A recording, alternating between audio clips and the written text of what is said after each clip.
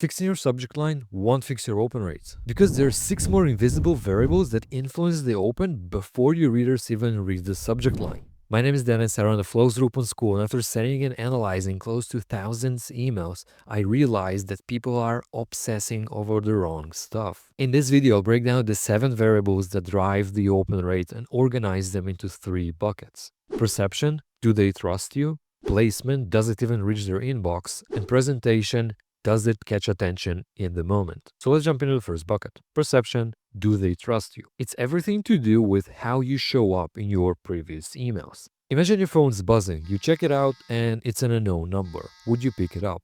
Probably you'd hesitate and then you'd just ignore it completely. But if it was your best friend calling, probably you'd pick it up without even thinking about it. And that's exactly what happens in your inbox. People tend to open your emails based on what they think about you, not the quality of your subject line. So the first variable is sender name. Do I even recognize who's emailing me right now? Do I know the name or do I recognize the company? Because if your subscriber does not recognize you, you're already fighting an uphill battle. Let me prove it to you. Would you open up an email from your mom if the subject line was bad?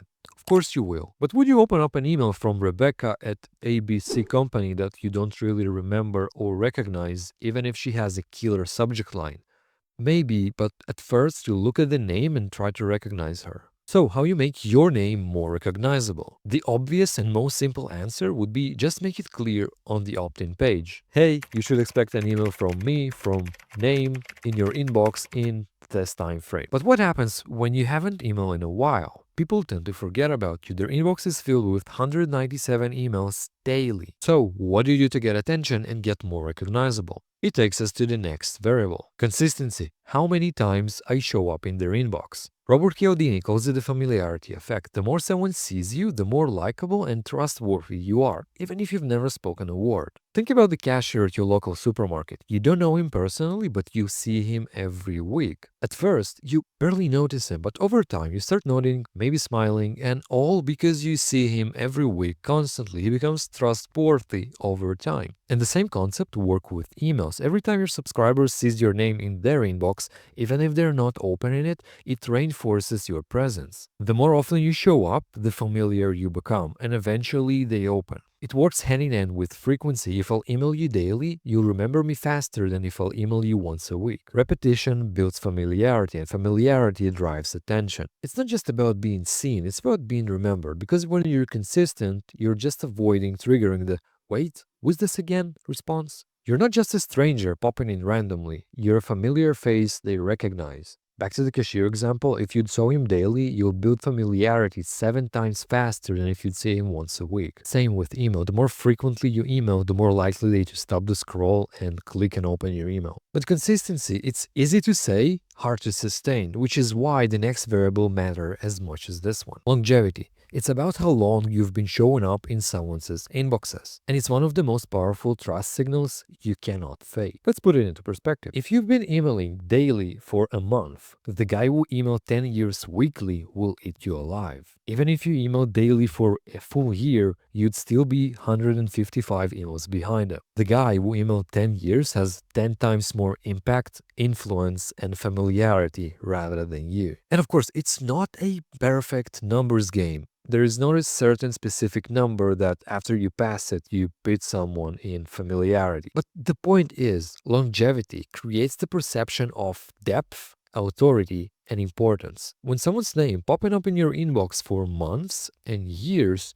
you start to realize that they have something really worthwhile to share. So you trust them, you open, and sometimes without even thinking and reading the subject line. The real game is showing up consistently for a long period of time. That's how we build trust and influence someone to click without them even reading your subject lines. And it really hits base for me because recently I was not really consistent with my emails, and when I came back and I started consistently emailing again, I got only 10% open rates at first. And worse, 2% 90% of the people who opened the email just opened to unsubscribe. It was discouraging. I knew the contents were fine, the subject line were decent, but still, it didn't change anything. But with every email I sent, open rates started to go up and up steadily. And I didn't stop because I'd already done it before. I knew it will work eventually. I already sent 100 emails in 100 days, and I knew it will work out. I documented everything I did and used those principles to stay consistent. I put it all together in my classroom at school. It's an actionable training to help you get from 0 to 100 emails by staying consistent and, most importantly,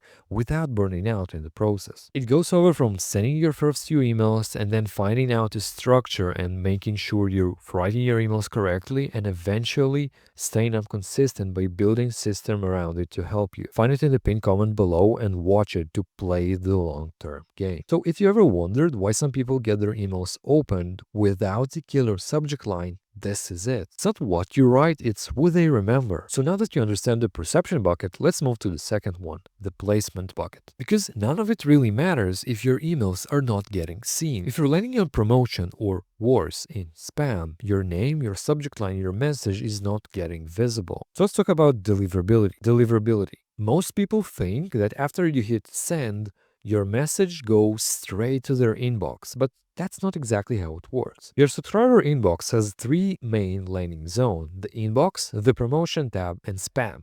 Think about it as going through airplane security. Primary inbox, you're a known and trusted traveler. You have a valid password and a clean history. You go straight to the main gate, the inbox. This is where trusted senders go: your family members, your friends, your coworkers, and a very small handful of brands that build real trust. Next is the promotion tab. You pass security, but instead of going straight to the gate, they divert you into the duty-free section. It's filled with flashy sales, discount flyers, and loud marketing banners. That's what happens when Gmail see your emails as bulk messages. Not dangerous, just not personal. The spam folder, something about your documents, your past behavior, or just sketchy vibes raises an alert. Most of the times, unless you're sending garbage, you're just missing few digital stamps. The DKIM, the SPF, and DMARC stamps. They're your digital ID stamps. Without them, you cannot be boarded. You set it up in your domain's DNS settings. And once those are in place, most of your emails will land in promotion by default. And to get placed more in the inbox tab, you have to show Gmail that your emails are wanted. So it leads us to our next variable, list hygiene. It determines by engagement. Every time someone opens, click, reply, or forward your emails, you're getting points. More engagement equals higher trust. Higher trust equals better placement in inbox. But here's the catch. If a big chunk of your list is ignoring you, they're dragging down your overall performance. And that's why you need to clean your list ruthlessly. Think about it like a party where most people sitting in the corner scrolling their phones and only a few are dancing in a dancing floor. So when someone new walks in, what do they see? A quiet room with a bored energy. So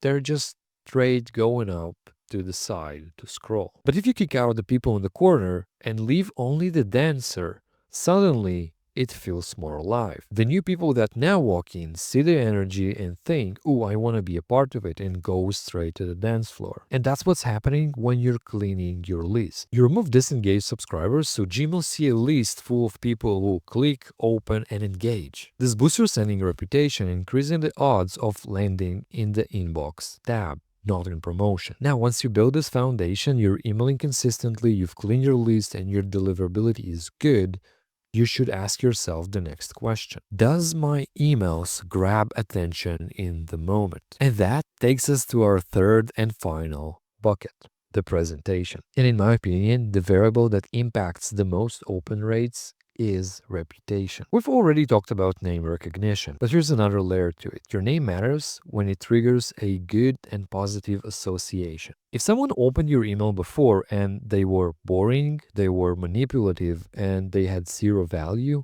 you train your subscribers to ignore you. Even if your subject lines are perfect and you email consistently, they see your name and they go like, "Oh, I've already been burned before, so I won't open." But when someone gets an email with a message that actually helps them with a clear tip they can implement, a story that sticks, and a message they loved reading, that positive memory builds trust. And the next time you're sending, they're far more likely to open, even if the subject line is fake, because now your name is carrying the reputation. So your goal is not just to show up, is show up in a way that actually drive future opens. The next variable is timing and rhythm. Do you send emails when your audience actually expects them? Because if your email lands in the middle of the night or sometime when they are busy, it's already get buried by the time they're opening their Gmail. Most engagement happen minutes within delivery. That's when the notification hits, the timing feels right, and the user is in a position to open it right now.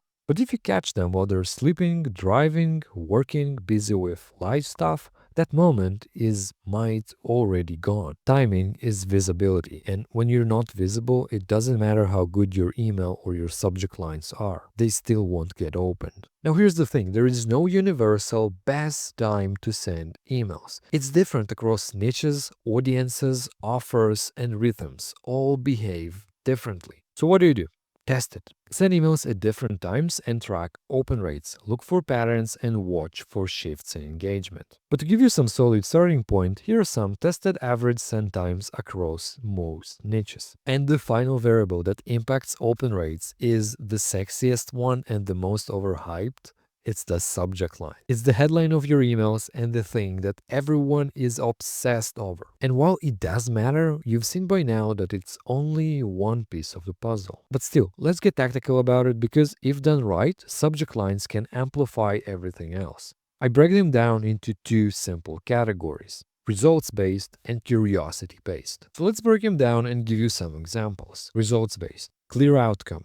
How I achieved X. Numbers: I converted X leads. Benefits: find out how to. Result. Resources: video for first name. Urgency: we start in 5 minutes. This works well when your audience wants results fast. But if you use the style a lot, it can get very repetitive. And that's why we use curiosity-based to balance it. So curiosity-based is when your reader goes, "What the fuck?" Click. It could be the most interesting part of the story: how I attended the wedding in flip-flops, unexpected claim, I'm a hypocrite, emoji, they ghosted me, one word, diapers, references, if Harry Potter were to write an email. These are powerful because they're inviting the click, but also walk a fine line. Too much curiosity with no payoff and you lose trust. My advice is mix both. But if I had to choose one, I'd go with curiosity-based subject line. They're consistently pulling more open rates. But for the best long-term results, aim for 80% curiosity and 20% results. This keeps your audience engaged and delivers value without being predictable. One more thing you can do is A/B testing. Write to subject line and see what performed better. Ideally, you want them to be completely different, not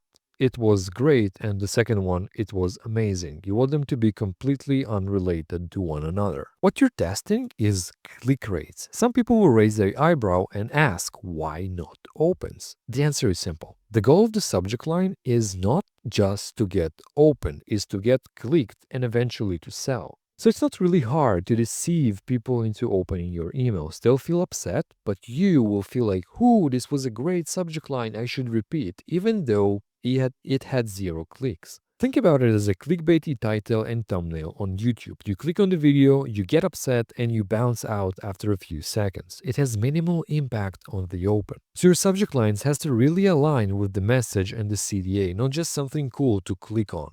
So next time, before you blame your subject lines for your low open rates, just remember there are 6 more variables that impacts the open before they see the subject line. So to wrap up the video, here's the TLDR and plan in order. First one is fix your stamps, your DKIM, SPF, and DMARC, unless you'll be laying in spam. Show up consistently, show up for long enough time, clean your list, disengage subs drag you down. Earn your reputation, send worthwhile emails, and drive the future opens. Send at the right time. And finally, write subject lines that aligns. Do all of the 7 and your emails will start getting opened. In the next video, I'll show you how I wrote 17 emails in 7 hours so you can write your emails before your coffee cools. Click somewhere on the screen and watch it next.